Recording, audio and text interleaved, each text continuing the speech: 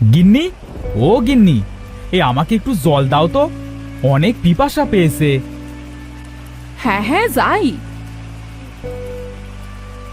এই নাও তোমার জল।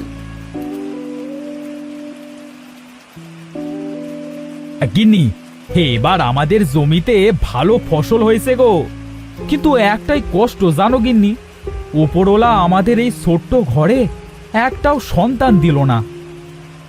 উপরওয়ালা যেদিন চাইবে সেই দিনই আমাদের ঘরে সন্তান আসবে, কষ্ট পেও না গো। আচ্ছা, ঘুমাও গিন্নি, যা বৃষ্টি হচ্ছে, কাল সকাল সকাল মাঠে গিয়ে দেখতে হবে ফসলগুলো এই বৃষ্টিতে নষ্ট হয়ে গেল কিনা।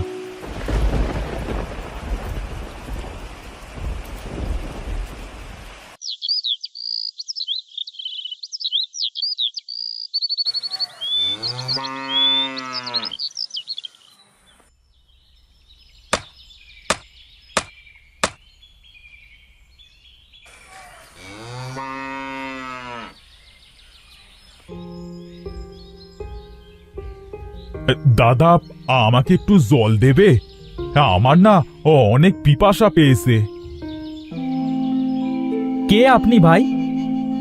আমার নাম সঞ্জয়। আমি অনেক দূর দেশ থেকে এসেছি।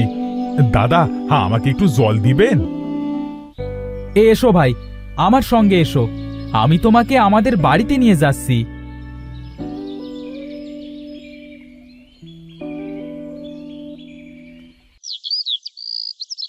গিন্নি, ও গিন্নি, একটু জল নিয়ে এসো তো, আমাদের এই ছোট্ট গরিব পরিবারে একজন পথিক এসেছে গো।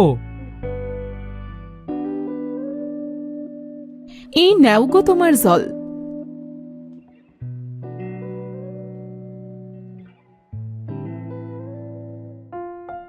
তা দাদা, তোমাদের ঘরে তো কোনো সন্তান দেখছি না। কি বলবো ভাই, ওপরওয়ালা আমাদের ঘরে কোনো সন্তান দেয়নি। কি বলছো দাদা? তোমরা এত ভালো মনের মানুষ, অথচ বিধাতা তোমাদের ঘরে কোনো সন্তান দেয়নি। আমি একটা জায়গা চিনি গো, শুনেছি ওই জায়গায় নাকি একটা গাছে সুতা বাঁধতে হয়। তুমি সত্যি বলছো গো ভাই? তা সেই জায়গাটা কোথায় গো ভাই? এই পশ্চিম দিকের যে বড় জঙ্গলটা আছে, তার ভেতরে একটা শিমুল গাছ আছে গো। সেই গাছে গিয়ে সুতা বাঁধলেই নাকি তাদের ঘরে সন্তান আসে। আচ্ছা দাদা, তাহলে আজ যাই, আমাকে আবার অনেকটা পথ যেতে হবে।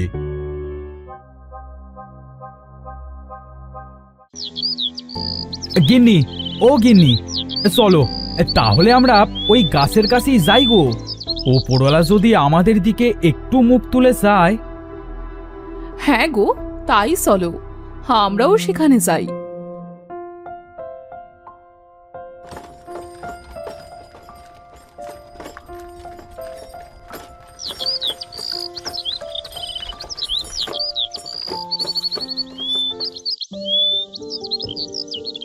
হে বিধাতা, তুমি আমাদের ঘর আলো করে একটা সন্তান দাও, আমাদের এই একটাই ইচ্ছা, দয়া করে পূর্ণ করে দাও বিধাতা, পূর্ণ করে দাও।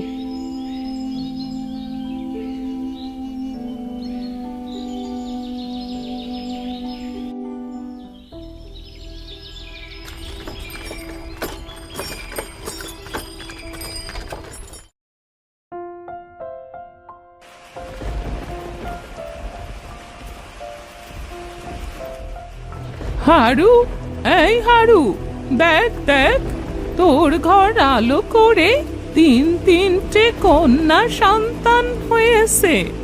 দেখ, দুটো মেয়ে দেখতে কত সুন্দর হয়েছে, আর একটা মেয়ে কালো দেখতে হয়েছে রে হারু।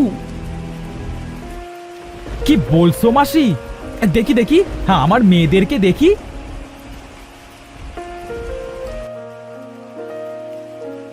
হে উপরওয়ালা, তোমাকে অনেক অনেক ধন্যবাদ।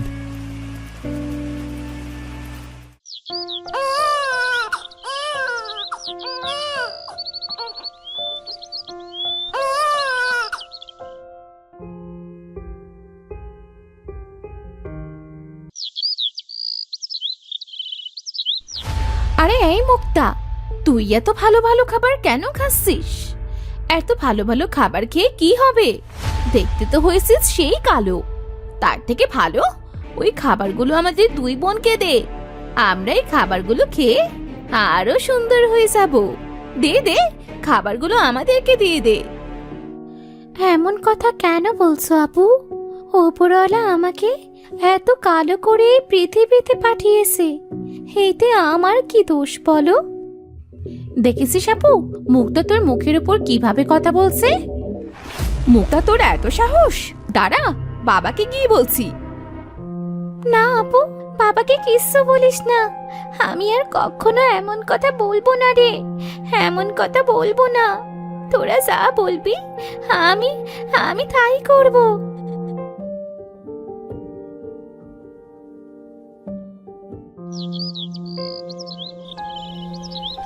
আমাকে আমাকে কেউ ভালোবাসে না, সবাই শুধু আমার থেকে দূরে দূরে থাকে, আমার সাথে ভালোভাবে কথাও বলে না। আমি আমি কালো বলে আমার মা বাবা বোনেরাও কেউ আমাকে ভালোবাসে না। আমি আমি আর বাড়ি ফিরবো না।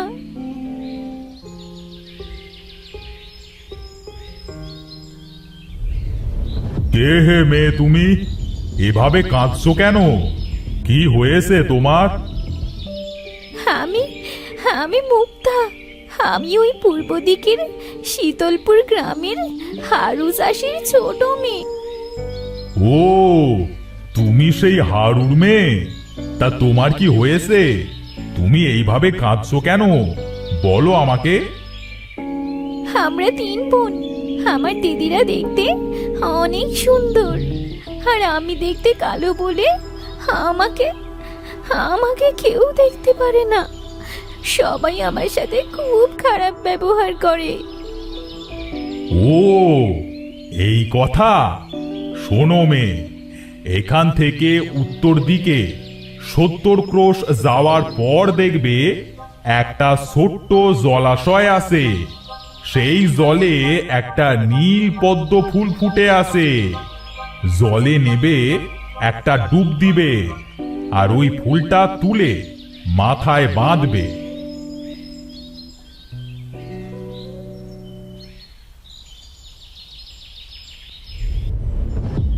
কে হে মেয়ে তোমরা?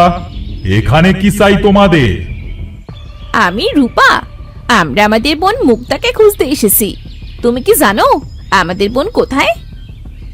হ্যাঁ, আমি জানি মুক্তা কোথায় গেছে।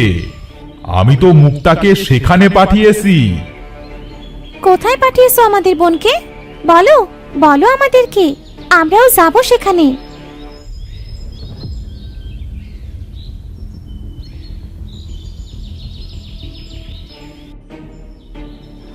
দিদি, অনেকক্ষণ তো হলো, আমরা তো শুধু হেঁটেই চলেছি। কই, মুক্তাকে তো কোথাও খুঁজে পেলাম না। তাহলে কি ওই গাছটা আমাদের মিথ্যে কথা বলেছে দিদি? আর পারছি না হাঁটতে। এদিকে তো আবার সন্ধেও নেমে আসলো। চল সোনা, ওই জায়গাটায় গিয়ে একটু বসি। হ্যাঁ দিদি, চলো ওই গাছটার নিচে গিয়ে আমরা একটু বসি।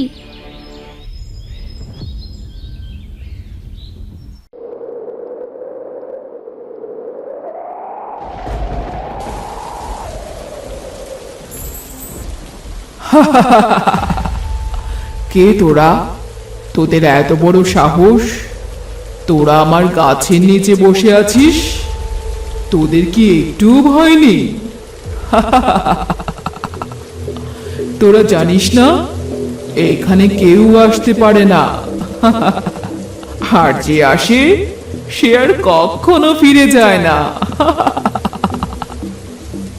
না, মেরো না, ছেড়ে দাও আমাদের, ছেড়ে দাও। না না, তোদের ছেড়ে দিলে তো হবে না। আর মাত্র 2 দিন পরই অমাবস্যা। আর এই অমাবস্যা রাতেই তোদের দুজনকে বলি দিয়ে আমি হয়ে যাব পৃথিবীর সবচেয়ে শক্তিশালী।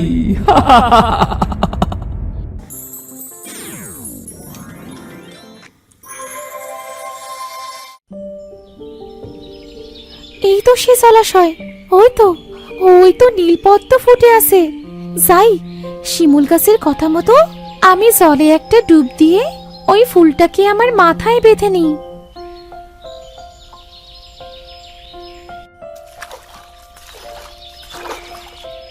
হে কি, আমি তো দেখতে অনেক সুন্দর হয়ে গেছি। এটা এটা কি করে সম্ভব?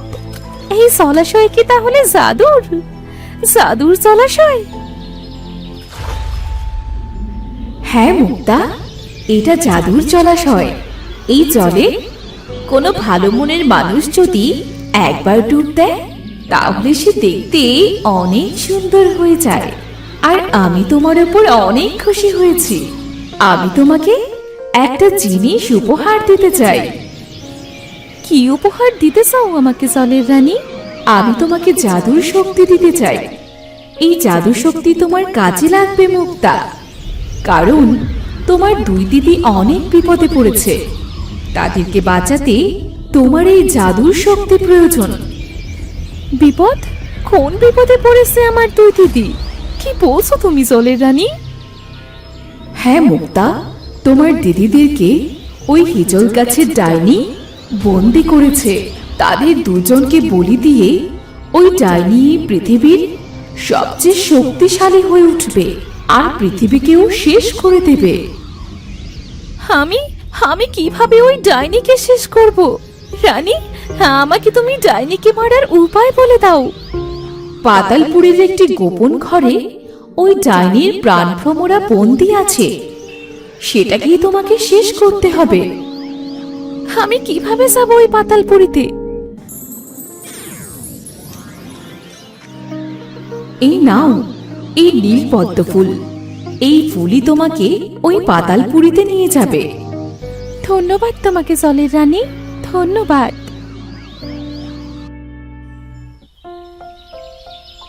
এই নীলপদ্ম, তুমি আমাকে পাতালপুরীতে ডাইনির গুহার সামনে পৌঁছে দাও।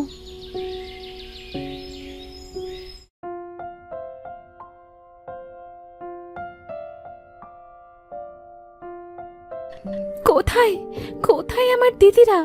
সে ডাইনি কোথায়? কাউকেই তো দেখছি না। হে জাদু শক্তি, তুমি আমাকে তোমার জাদু দিয়ে ডাইনির প্রাণভ্রমরার কাছে পৌঁছে দাও।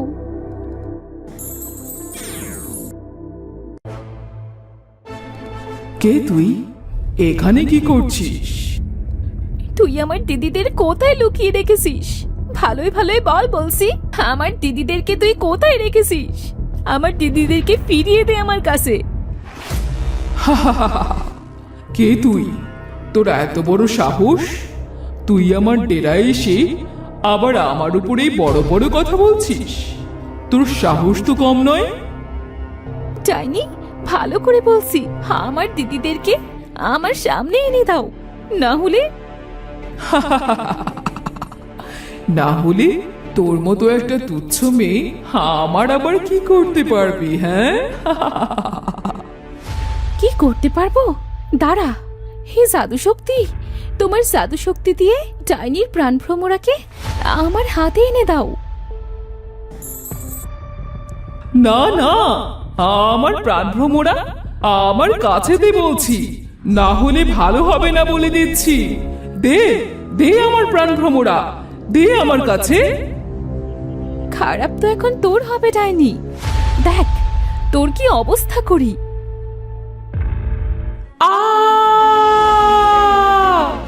আমাকে মারিস না।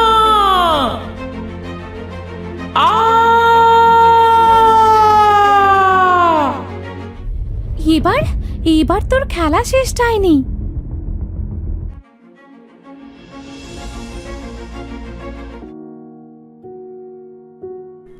বোন, মুক্তা আমার বোন, আমরা তোর উপর অনেক অন্যায় করেছি, তুই আমাদেরকে মাফ করে দে বোন। আর আমরা আমাদের ভুল বুঝতে পেরেছি। আমি সবাইকে মাফ করে দিয়েছি দিদি। দিদি চলো, আমরা এবার বাড়ি ফিরে যাই।